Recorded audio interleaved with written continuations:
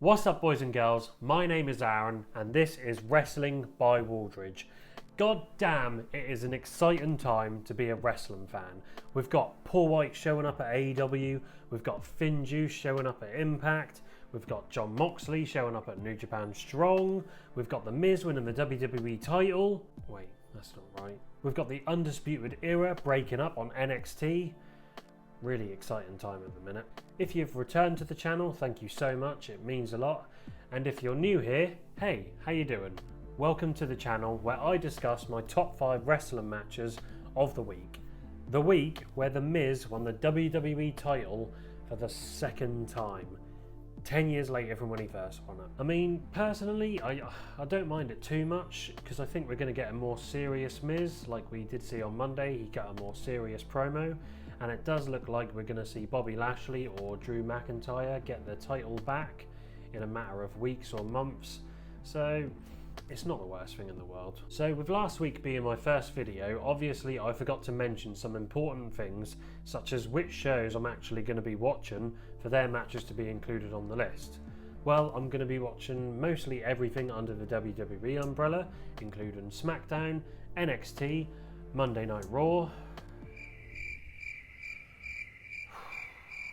and NXT UK, as well as all of their big pay-per-views, you know, the really big ones such as Clash of Champions, Backlash, Hell in a Cell, AEW Dynamite, AEW Dark and all of their pay-per-views, Impact Wrestling, MLW, Ring of Honor and New Japan Strong, as well as all of the New Japan Road to shows, including their big shows as well.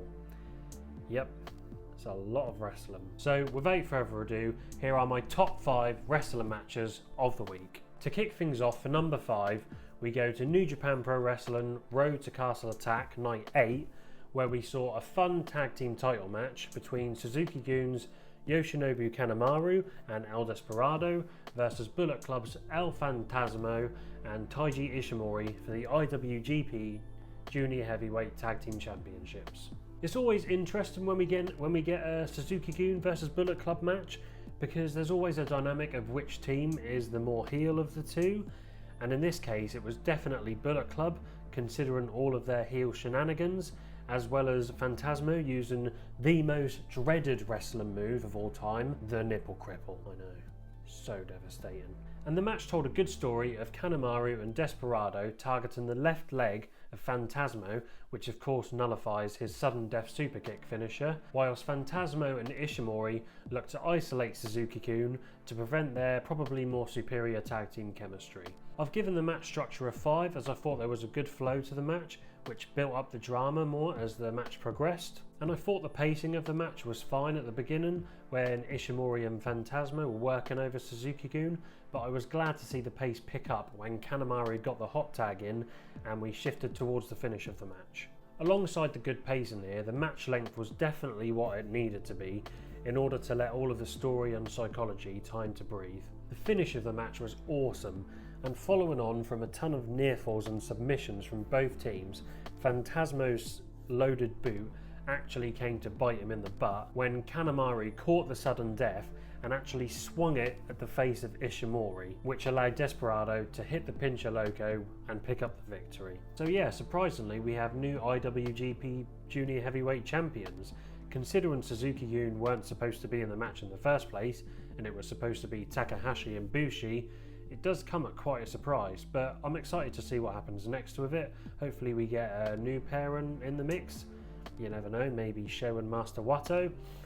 Who knows? And coming in at number 4, Santos Escobar versus Karrion Kross in a wild no disqualification match from this Wednesday's NXT. The story of the match showcased Karrion Kross as an absolute monster. I mean, he looked like he just came out of a horror movie when he starts swinging about a pickaxe of all things. And Escobar looked to counter Kross's ferocity by targeting his left arm, as well as having Wilde and Mendoza interfere in the match to always give Escobar the control over Kross. I was super impressed by the psychology in this match, which is why I gave it a 5.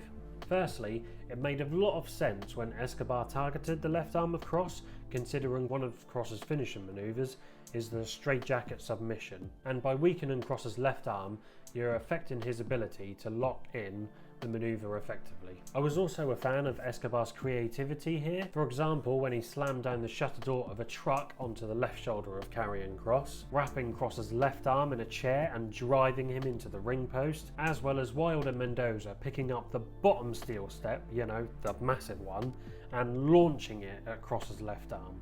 And it was great to see the no disqualification stipulation used to good effect in this match, with loads of weapon spots, Legado del Fantasma interfering in the match all the time, and the match actually starting out in the parking lot. And Kross did a fantastic job of selling his left arm and really conveyed the pain in his facial expressions. He even sold the left arm after the finish, which is always great to see, and it always improves the psychology just that little bit more. And a nice little detail I did notice in the match was when Escobar went for a suplex on Kross, which Kross countered, but before Kross could hit a suplex of his own, he switched over to his good arm before hitting it. And then the match had a good finish, with Kross hitting Escobar with a Saito suplex through the announce table. He then rolls him into the ring, hits another Saito suplex, and then hits him with a nasty back elbow with the right arm, leading to him picking up the victory. And coming in at number 3, Raw's Elimination Chamber match between Drew McIntyre,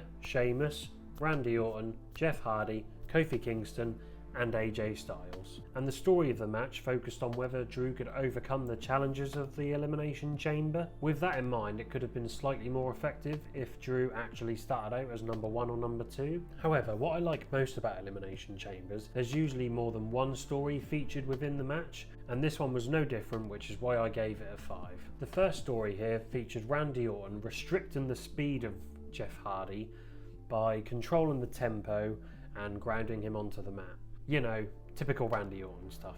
And I really liked how there were renewed hostilities between Randy Orton and the other 3 entrants who were in the ring at the time, in Jeff Hardy, Kofi Kingston and of course Drew McIntyre. And there was a great little story beat where Drew McIntyre had Randy Orton's face pressed up against the chamber as he says into Randy Orton's ear, "We're gonna do this forever." That's my bad Drew McIntyre impersonation, I apologise. Then shockingly, Kofi eliminated Orton, which told another little story in of itself, where Randy Orton perhaps wasn't at 100% and was focusing more on his situation with Alexa Bliss and The Fiend. The match then began to tell another story of AJ Styles being a smart opportunist. After Randy Orton was eliminated, he RKO'd everybody in the ring, so Omos rips off the back of AJ's pod.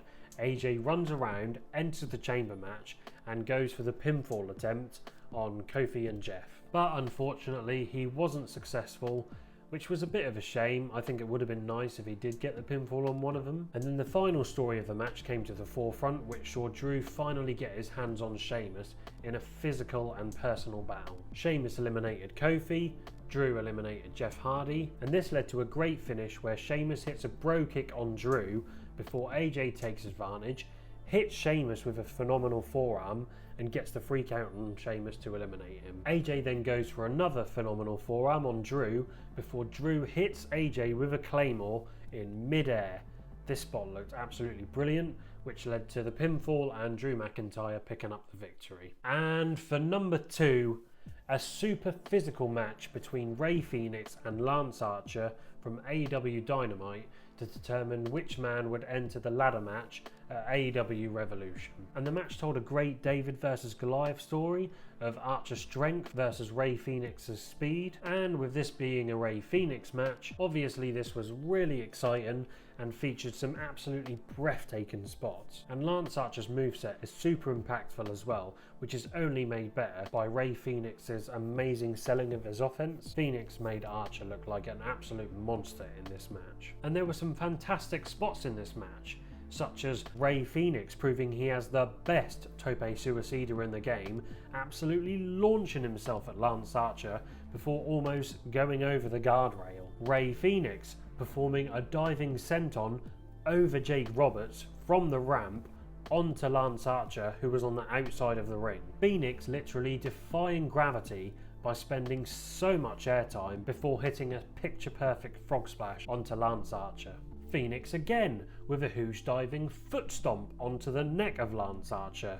And then, yes, you guessed correct, Rey Fenix with what was the spot of the match, a Spanish fly onto Lance Archer from the top rope. But what made all of these exciting spots even better was how there were always near falls after pretty much each and every one of them, which not only displayed great psychology, it also built up the drama and excitement of the match tremendously. The match had a fun finish, which saw Archer hit Phoenix with a buckle bomb into a chokeslam, into a pinfall, which saw a really good close near fall. And then Archer followed up by hitting his blackout finisher for the 1-2-3. Archer wins. And I don't think I agree with Tony Schiavone's comment that this was the match of the year candidate, but it was very good.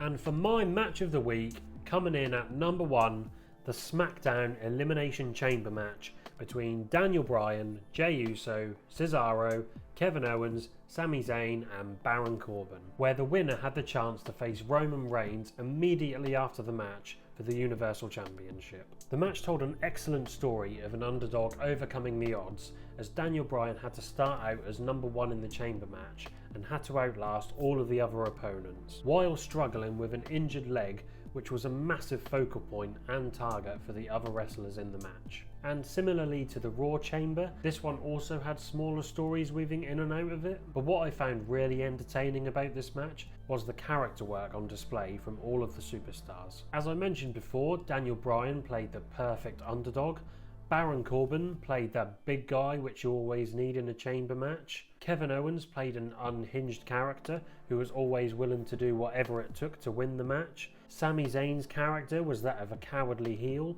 who always tried to outsmart his opponents. Jey Uso represented the final hurdle before anyone could move on to the final boss in Roman Reigns. But for me, Cesaro was the MVP here, being portrayed as the powerhouse of the match, displaying his really impressive stamina and strength. I mean, the guy did pull-ups from the top of the chamber. Fair play. There was a fun story beat when Owens entered the match, where Sami tried to coerce Owens into helping him take out Cesaro and Bryan, which is obviously a great callback to their storied past. And then once Jey Uso entered the match, the story focused on his ongoing rivalry with Kevin Owens, which led to an awesome spot after Owens eliminated Zayn, where Jey Uso trapped Owens' arm into the door of the chamber. He then proceeded to hit Owens with 3 super kicks, which led to him hitting a top rope splash to eliminate Owens. Then there was a really fun back and forth between Cesaro and Bryan before Jey Uso took advantage of the situation and eliminated Cesaro with a top rope splash, and this led into a photo finish where Jey tried to go for another splash onto Daniel Bryan, which Bryan kicked out of. He then heads up to the top of the pod and tries to go for another splash, but Bryan gets his knees up. Bryan gets up, hits Jey Uso with the running knee and gets the 1-2-3 and goes on to face Roman Reigns, and we all know what happened there. And that is my list, guys. So what were your favourite matches of the week? If you agree with me or you disagree with me, let me know in the comments down below and we can have a chat about it. If you enjoyed this video, please leave a like, hit the notification bell and subscribe. It would mean so much to me. And obviously for next week's video, we've got an exciting week of wrestling coming up.